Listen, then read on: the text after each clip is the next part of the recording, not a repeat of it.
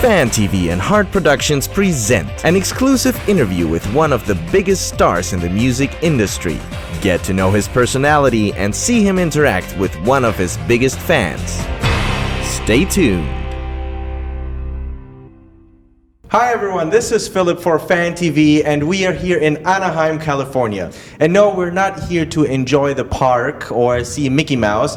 We are here in an exclusive interview with the one and only, the man who needs no introduction, Martin Nievera. Thank you, Philip. Mickey Mouse thanks you too. Thank you. Oh yeah, you've been there today, right? Yes. You were at the park? I've been to the park so often that Mickey Mouse says hi to me.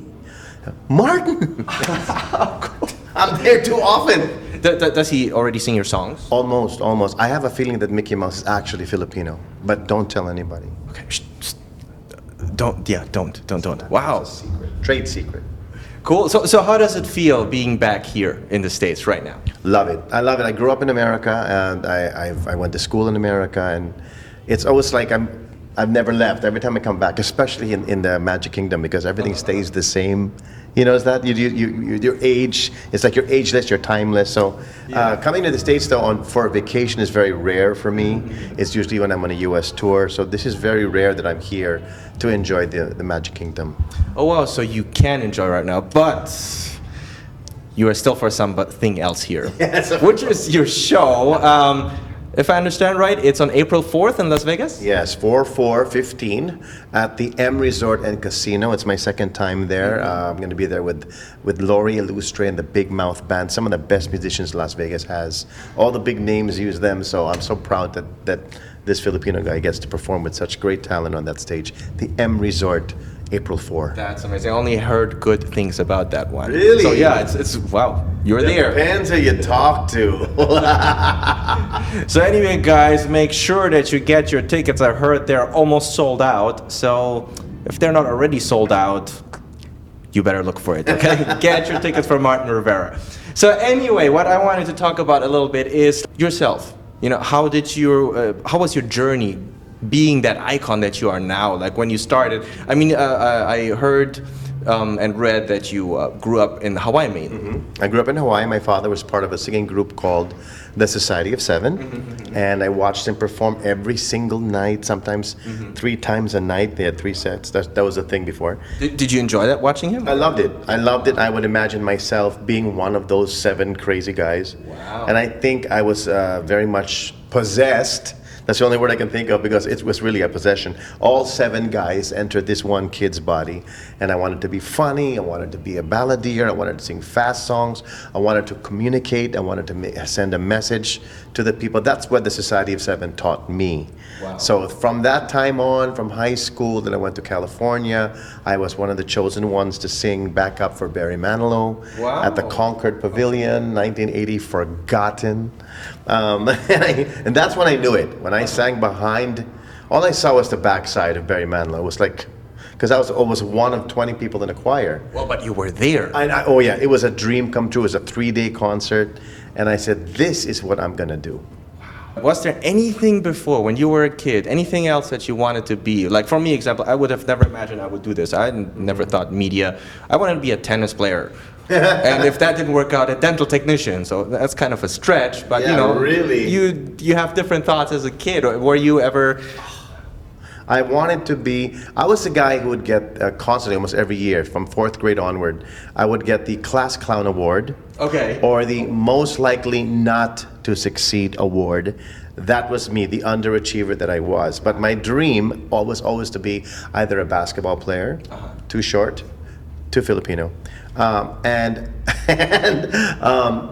I got older, I was very fond of the construction and the structures of a house or a building. So I wanted to be an architect or an engineer. I wanted to be an architect and design. Martin Nievera, the architect. But I found there's just too much math. Oh. So scratch that idea. I'll be a singer. There's no math. So when did you discover that? Around high school years? That is when you knew you were gonna do this? It was first year of high school, because before that, this is the truth. I used to, and I never told this to anyone, I used to build doll houses for the neighbors, for the Barbie dolls, the Barbie doll owners. That's how I used to pick up girls before. I can make you a house, and I would build these houses out of cardboard boxes, design them first, and then here's the living room, here's the bedroom, here's an elevator. I did all of that.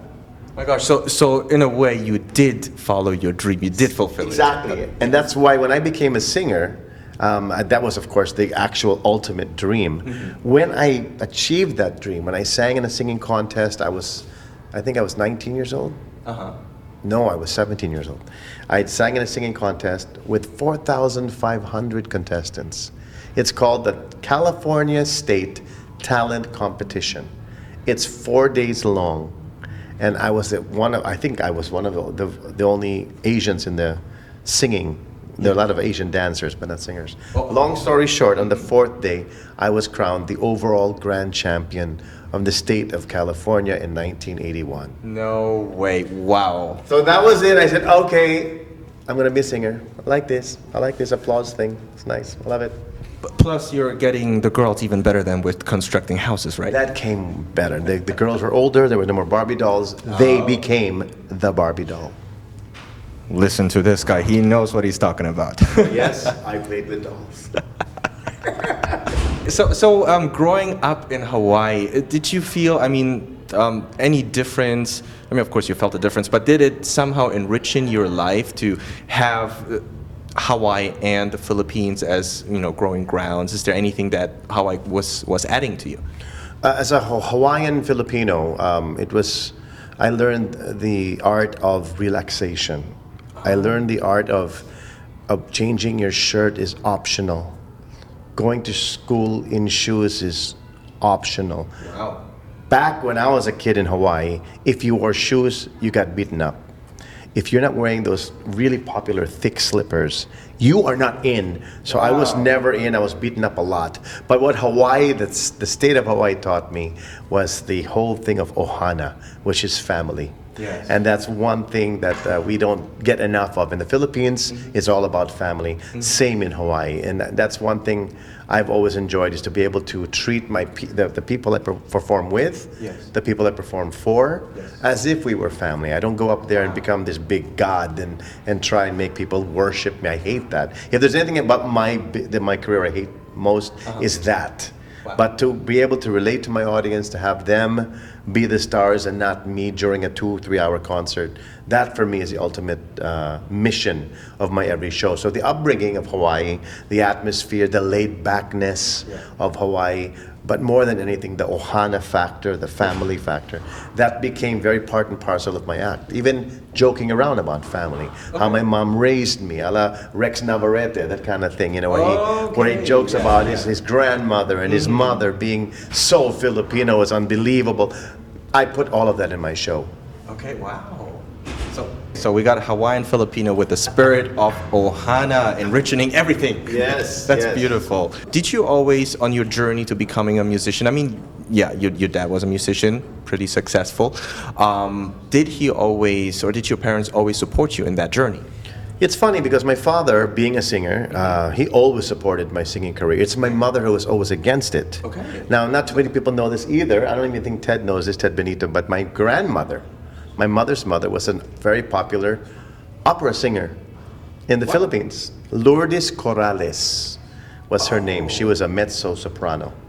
And I never talk about it because they only know my showbiz father. Okay. So mom was against it. She knew what she and my father went through. They actually ended up divorcing because the business takes a lot out of you. So she wanted me to be a doctor, a lawyer, any of those things that parents want their kids to be. But I wanted to be just like Dad. You were able to, obviously able to in go more through ways than you can imagine, Philip, where we're alike in many ways. Our whole path in life seems to be very similar. Wow. So what does your mother think now? She doesn't like my dad anymore. She lives with me, actually. Okay. I'm not proud of that, but my mom still lives with me. I don't know how many. That's Filipino spirit, right? So Filipino. We can't get rid of our parents. If we try to. Here in America, it's the first thing they do when they're 16. Get out of the house. It's very hard to raise parents nowadays. I'm telling you. Raise parents. Come here. Come here. Cucaracha. Oh my God, yeah. Are you serious? Don't say the name of this hotel because. Maybe it's underneath the chair. We have to No, we looked here already. Is it underneath the chair? Yeah, No. maybe it's under Underneath that? Maybe That's a freaking blooper, man. That was scary. Yeah, that was. Well, thanks for getting me away from that little. Are you afraid of those things? When they come too close, yes. I think it was from the Philippines. It was huge. It's obviously from a different hotel. But being that we are in the epicenter of California. I like that. Gosh, you're funny, Martin. Thanks, Ted. That's not me. It's not Ted. Anyway, Philip, go ahead. No, sorry. Yeah, so we were. Yeah. You're. It's so hard to get away from parents nowadays. Yeah, it's hard to raise parents nowadays. Raise parents. Yeah, it is. So my mom lives with me. We're both equally separated. We're both equally lonely. So we are living in the same house. I built a house within a house. Okay. In the Philippines. So my house is a very simple letter U-shaped type house, and my mom's house is in the middle. Mm-hmm. And there's a big moat between us, 30 feet deep with an electric shock. What? So that we have our own privacy. Mom's staying on the other side. I want to see that house. That's so cool. Well then, yeah. Well, anyway, but so okay, we had your dad supporting it, your mom not supporting it. Well, I think it's already a huge blessing that we have one part of the parents supporting the journey, right? A lot of artists they just say straight out, you become a doctor, lawyer, whatever, forget your career. So. But then it's still not that easy to become who you are now. You know, people think it's like, oh yeah, he was born into this family of musicians. It's easy, done. But no, you know, everyone has their own challenges, and so I'm sure you had your own challenges going that way. So, what were your challenges? Is there anything that stands out? As far as the whole family part of it, is that my mom. I think it's because she was against it that I was so out to prove to her. Mm-hmm. That this dream is worth pursuing. Okay. The other tension between the family was probably me trying not to be compared. You don't want to be compared to your father or to your family who's in the business. My son, who is 28 years old now, Robin, he's a musician and he's trying so hard not to sound like dad or his mom. His mom is also a very popular actress, Pops Fernandez. Yeah. He tries so hard not to sound or look or be compared to his parents. In the same way with me when I started. So the whole comparison part. But then if you embrace it, I keep telling myself, embrace it. Embrace the fact that you are a Nievera or a Fernandez. Embrace it, use it to the best of your ability, and then take off from there. Yes, I like that. It should, because if you want to do it now, and today's competition is so great. Back in the 80s, there wasn't this many singers doing what we were doing back then. Okay. But now they're a dime a dozen, everyone. And now anyone can be a star on YouTube. Anyone can be discovered on the internet, as opposed to how we struggled back then. Yeah. So basically, you're taking the blessing of your father, adding your uniquely owned thing once you're ready. Be an improvement. Mm-hmm. You don't have to be a copycat, but be an improvement, and then embrace your roots. Always embrace your roots. That's amazing. Yeah.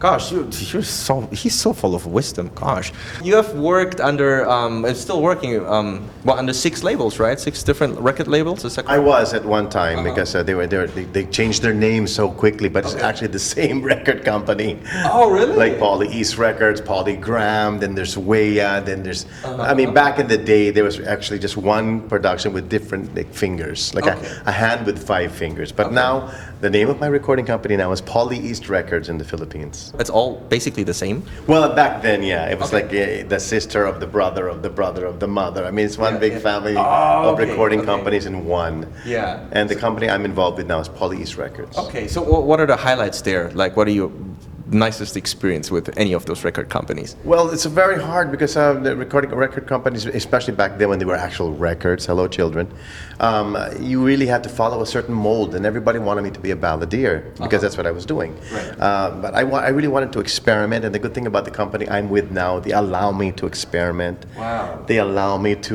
reinvent. I did a club song at one time and never really hit, but at least I can say I did it. I just want to be able to be one of those singers who doesn't get stuck in a rut and just is so complacent about his fame and about his music and about his sound that he doesn't listen.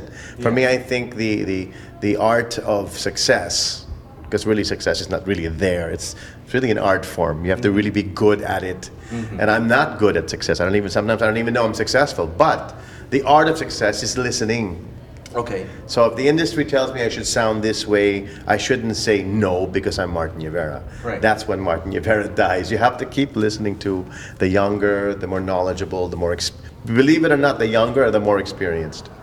Especially in the, here in Hollywood, in LA, the sound, the competition between the R&B, the hip hop, and all of that, it's like a war almost, And it's only because they want to come out with an original sound that brings the people to the clubs or brings them to the internet to download their stuff, and it brings them to a certain level in their career. Yeah. If I ignore that competition or that form of education, then I'm ignoring my self-growth. Yeah. So I need to listen to the people who sometimes you want to tell them to go to their room because they're so young, but sometimes they have more wisdom than we have. Right. Wow. So basically, I heard from somebody very wise before, God gave you 2 ears and 1 mouth, use them proportionately. Yes. And not at the same time. Oh, yeah.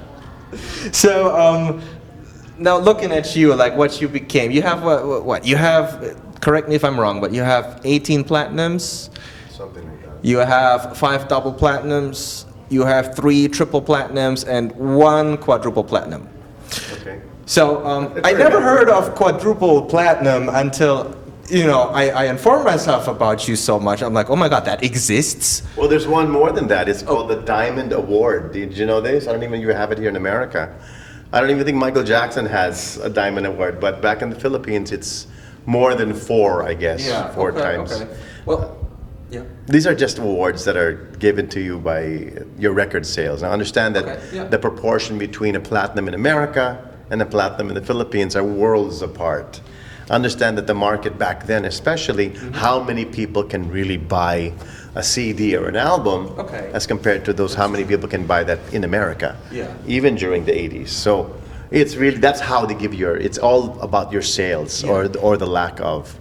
So I was one of those blessed singers that had enough records. I did a gold album in 6 weeks. No one's ever done that before. Then there were 2 albums I did that were just being recorded, and then they just put it out there on the internet that a new album is coming. Okay. They bought it. It was gold before it was released. Wow. So these are some of the moments, my bragging points in my career, which we singers thrive on because it doesn't happen all the time.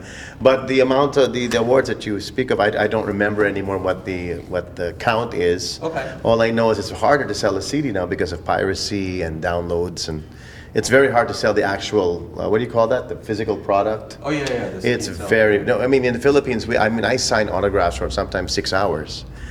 I mean, I'll sit in that shopping mall and sign CDs until I'm done. Wow. I never get up to leave, maybe to use the bathroom, but never to leave. I will finish that line, because back in the day, I was a fan, just like everybody else, and I was in line to get an autograph of a singer. And when it was my turn, Who was that? I can't say Donny Osmond. And I was a big fan. What can I tell you? It's true. And he left. Okay. He left. It was my turn to get my record or cassette. I don't even know. And he left. So I said, you know what? If I ever become a singer, I am never saying no to an autograph. And when I do my autograph session, I will finish it. Wow. So the longest autograph session ever in the history of any Filipino singer sitting on their butt in a mall was me. 6 hours.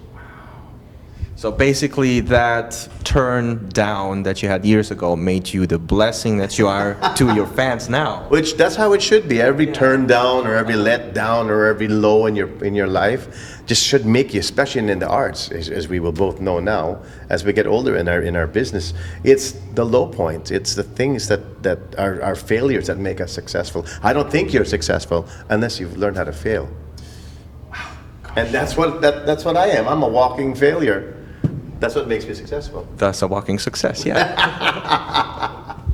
Yeah, I've been to many karaokes, and it seems like wherever I am, whatever Filipino karaoke I am, it's not complete without at least one song of Martin Nievera. I'm doing the karaoke at Cerritos in Josephine's every Thursday. And there's always kahit isang saglit. There's always the duet song. Which one? I can't pronounce it. Oh, Ikaw ang pangarap. Oh yeah. Maybe you can sing that later. With my friend Jamie, who's actually the host and who's right here with us, holding the camera. He's and the hottest cameraman I've ever seen.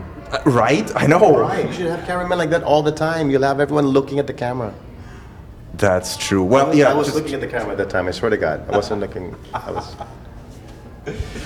Yes, in most. I went to Japan one time. The makers of the karaoke. Yeah. And I walked into a club. No joke. And then this guy was singing "Kairi Sang Saglit," a Japanese man. Wow. And when I walked in, he started to scream. He's purely Japanese. He couldn't speak one word of it English. And one of the hosts there, Filipino host, said, "That's Ega Star," which is like big star. Okay. And the guy told her in Japanese, "I know who that is. This is my favorite singer, Filipino singer, because and he sang the song better Tagalog. I mean, I don't speak Tagalog very well, but better than you and I. He sang it better than you and I could ever. His diction was perfect, everything. His voice. Japanese. Big fat Japanese man. He was a sweetheart. We became really good friends after that. But he sang my song beautifully. That's amazing. Wow. It's an honor to have my songs in the karaoke, only because people are paying attention. They're still wanting to sing a Martin Nievera song. Oh yeah, your songs are great. Well, we're trying to make it more rangy now. The songs I do ever since Be My Lady, I decided if I'm going to record a song, I'm going to record it higher than usual. Okay. And have modulations and hold notes until I'm blue in the face to make it harder for you when you get to the karaoke bar or video, okay, whatever, to you, when you sing it, I want you to struggle the way I did. And then they invented this thing called the pitch control. Son of a pitch. Gosh, oh my God, I can't wait until those songs are in the karaoke and I get to laugh. You Are My Song. Hirap yun, ha? Did you try that? Mahirap yun. Ikaw ang pangarap is the duet part is easy if you're doing the harmony, but the melody is not easy. Kairi Sang Saglit's one of the hardest songs I've ever sang. It's hard to sing. You just can't sing it like. It's not a Humpty Dumpty song. It's not a Humpty Dumpty song. I mean, Humpty Dumpty would fall for sure if you sang that. So yeah, anyway, like the host of Josephine's Karaoke is here doing the camera, and I brought her for two reasons. One, she's one of the very few people that I trust with my camera. And number two, she can meet her idol. So Jamie, why don't you come right here? Yeah, right now. Oh, I thought the one we did earlier. You got the like. Oh, I got that. Come here, come here, girl. Sit down. She's a camera Leave the camera. Person, man, not ready. Ano yung bihis niya? Hello. Just come here. See? Please sit down. I think Sit down with us. Where's the cockroach? That's already gone. Okay. So Jamie, how does it feel being with your idol right now next to you? Idol mo? You should aim high. I'm speechless. I take care of my people. She's taking care of me. I take care of her. So this is kind of returning a favor. So if you have any questions, this is your chance. Ako, ano bang question ko? Let's see. How do you still train? Because I heard all the good singers are still training their voices, even if they're. I train it because I sing all the time. So it's self-trained already. It's parang golf. Because in golf, there's a thing they call muscle memory. When my voice knows I have a show or a daily show or a nightly show in Vegas, let's say, sometimes every night. Yeah. It goes on automatically. I don't have to vocalize too much. But before a concert, yes, I'm always vocalizing. Or before a concert, like weeks or days before a concert, I'm always vocalizing. Oh, okay. And then one more question. And I don't smoke and I don't drink. Oh, okay, that's good. Yeah. And one more question. I always ask this to singer. How do you vocalize? Me, I talk.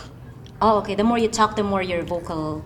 But in the shower, when I'm there for like maybe an hour before, like during a show, I'll do an hour before shower. Yeah. And I'm vocalizing, start very low first, then very go. I have some vocal exercises. Maybe mamo. Yeah, those weird sounds, right? You know a singer when they're vocalizing forever, you know. Yeah. Like Lani Salucha vocalizes for 2 hours. Wow. I don't even know how she gets out there in the show and has a voice. See, I'm still not as that good. I only vocalize 15 minutes. But you're doing karaoke, so there's a smoke factor. Yeah. There's people smoking there. Oh, that's the worst. Yeah. Vocalize all you want, but if there's smoke in the room, forget the vocalization. 4. Well, thank you for giving me this opportunity to talk to Mr. Martin Nievera. Of course. And now back to your camera. Okay. No, just kidding. Back to the box. Back to the box. She's good. Maybe we can hear a little sample with you guys in a little bit. Okay. That'd be awesome. I have 2 more things. One is a question that is to all those aspiring artists, all those people that want to be successful, all the people that want to follow their dreams like you did, but are struggling right now and they don't know where to go, what to do. What is your message for them? Words of wisdom, what can you give them on their way? Well, the most obvious first line would be never give up. Never give up on a dream. But don't make your dream your career. For me, that's what I did, and not everyone can be as lucky. Talent will take you very, very far, but the breaks are very, far and in between each other. So if singing is your dream, if you're dreaming to be a singer, stay in school, have another craft. Don't make singing, your only form of income. Okay. Because when your dream becomes your work, then the magic of your dream is gone because it's work. So the whole thing about dreams is if you can dream it, you can do it. Wow. I like that. That's listen to this man. I'm telling you guys, listen to him. I heard a lot of stuff. He's good. If you have any words to your fans, you can speak English, Tagalog, whichever you like. How about German? German? Why not? Yes, let's do German. that. Do you speak German? Yes, of course. Can you promote my show in Germany? I think I can. Okay, good. I will call you for that. I want you to teach me. I sang, and don't make me do it now, but Okay. I did a show in Germany, and I sang Say That You Love Me. Say That You Love Me? It's in the Yes, yes, karaoke. yes, of course. In German. You did? I will send you the words. No way. Way. I did a verse and a chorus in German. I wish I had the lyrics now. It's on my other phone. Okay. But I sang it, of course, with a list of paper with a list of the lyrics in phonetically written out for me. But it was the hardest thing to do. But you did it. Because in the German language, it's hard to sustain a note. It's so cut. Yeah. Cut. To my fans, you say? Yes. For those of you in Qatar, I'll be there. For those of you, and not you, because you're not going, but you're going. On April 18, I'll be in Qatar for a show there with Morissette. Have you heard of Morissette sing? She can sing her butt off. And then on May 8, I'll be in Sydney. May 9 in Brisbane. May 10 in Melbourne. And then in Adelaide on June 27th and Perth, Australia on the 28th. That is my schedule and I'm sticking to it. Don't forget, on April 4 at the M Resort and Casino, I will be doing a big concert there with a big mouth band, Laurie Illustre. Thank you so much for all your support and love.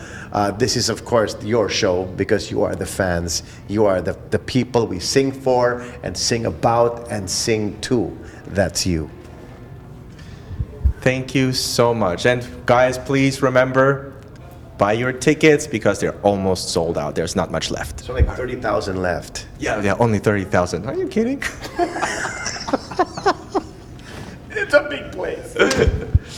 All right, well, thank you. It was a Thank you, my pleasure. friend. Thank you. It was Nice to such a meet pleasure. you. Nice to Thank meet you. you. And, on your concerts and your journey, much luck, much success, and I'm looking forward to seeing more of you. Thank you. I see you in the karaoke. I definitely. challenge you Okay. to Kairi Sang Saglit. Shit. Oh, that's gonna be... Okay, well, tomorrow, Josephine's, we start at 7.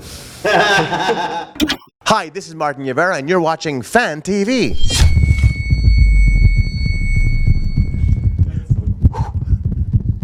Ikaw ang aking pangarap, ikaw ang sagot sa aking dasal. Puso ko ay iaalay, pagkat minamahal kitang tunay. Ikaw ang aking pag-ibig, ang nagbibigay kulay sa aking daigdig. Wala nang nalaisin pa, kung magpakailanman ay kasama ka. Ikaw ang pangarap. Galing, magaling siya. May talent. Stay tuned for Hollywood Next Icon.